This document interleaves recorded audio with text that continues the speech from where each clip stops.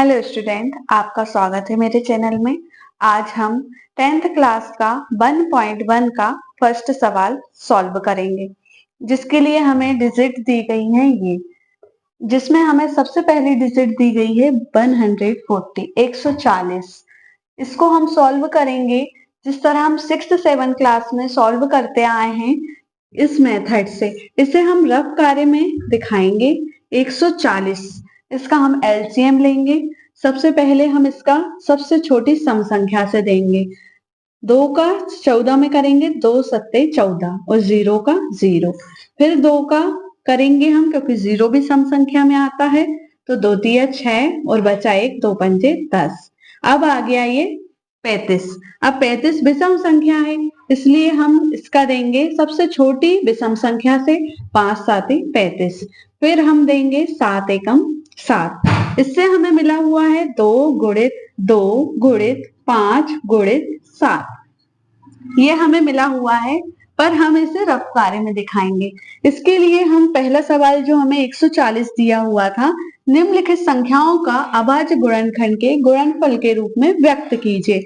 हम 140 जो दिया हुआ है, इसे हमें बांटना है, अभाज्य करना है, बराबर ऐसे हमें बांटना है। तो इसके लिए हमने 140 का एलसीएम ले लिया। एलसीएम हमने इस तरह से लिया है और ये हमारा एलसीएम आया है। क्या आया है हमारे पास?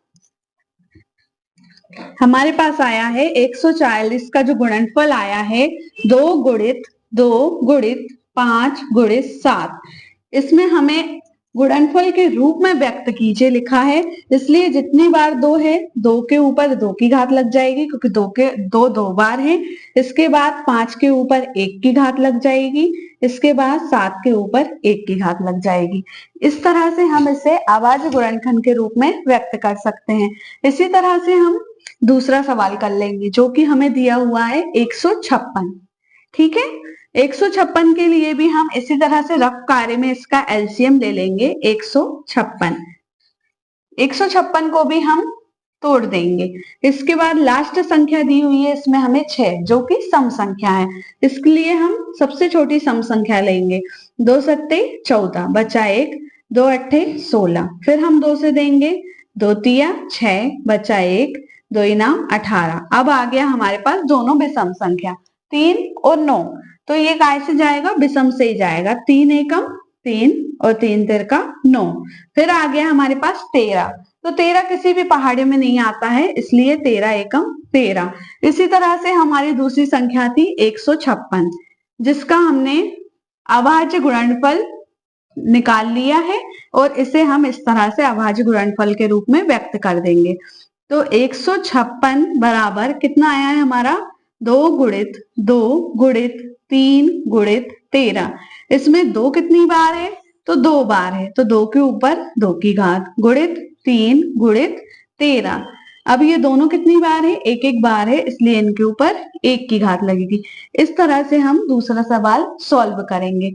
आप समझ पाए? इसके लिए हम इसी तरह से आगे के सवाल भी इस प्रकार कर लेंगे। ठीक है, अब इसे आगे के सवाल देखेंगे हम।